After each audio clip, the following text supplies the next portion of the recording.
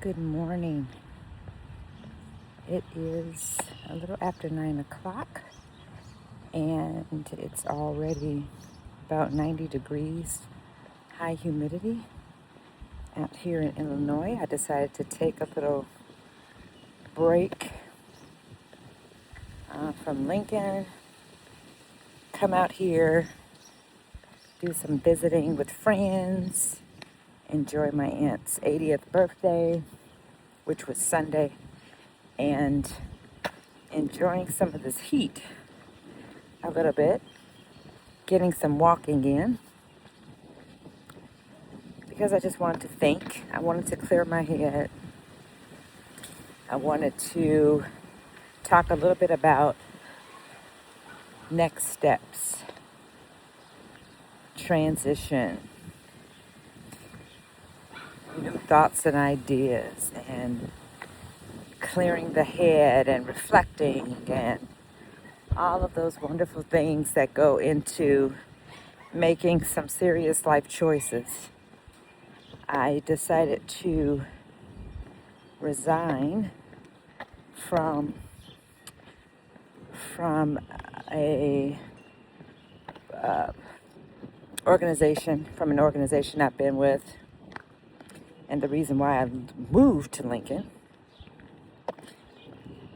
And that came from a lot of thought of worth, of what am I doing for myself, not so much about the mission of why I did what I did or was doing what I was doing in my leadership role, because the mission is pretty solid. But sometimes when you're in mission, we lose the fact of us and why are we doing it, and what are some things that we are doing to keep ourselves afloat, to keep ourselves healthy, mentally, physically. And I realized that I wasn't doing enough. I was doing things, but I wasn't doing enough. And my cup was still half full.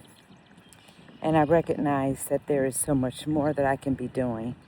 And that's where the intentionality piece comes in, because intentionally I needed to do something that was going to continuously feed my soul, fill my cup, and enjoy doing what I do.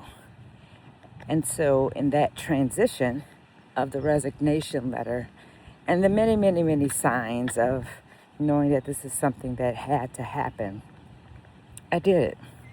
I've read books, I've heard podcasts, interviews, a lot of various ways of people leaping and the fear that creeps with that.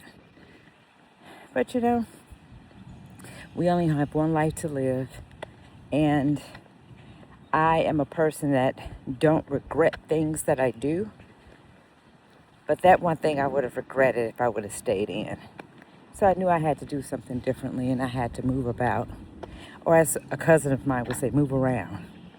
I had to do things that I know I would have said to someone else who was in this similar situation. So what am I saying?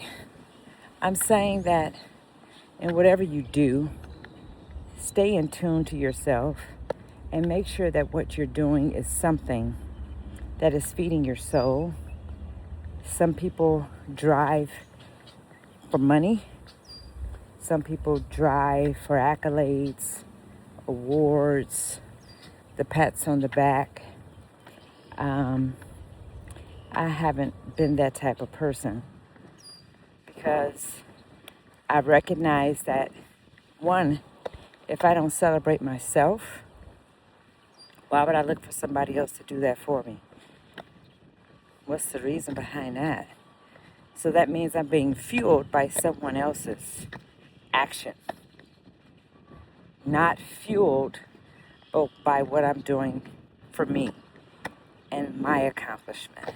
I appreciate a cousin of mine who celebrates everything she celebrates. I don't care if she finished a chapter of a book. I don't care if she felt like the day was going to be a day that was going to be oh so beautiful. And she had 10 minutes of sunshine and 40 minutes of clouds. She's going to celebrate it. So this all has to do with perspective and how we look at things.